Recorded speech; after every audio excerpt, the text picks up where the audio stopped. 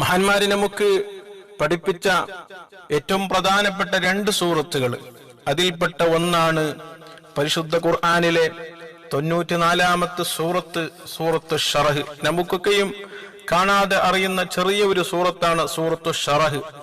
അലം നശ്റഹ് ലക, സോദർക്ക് തുടങ്ങുന്ന സൂറത്ത്.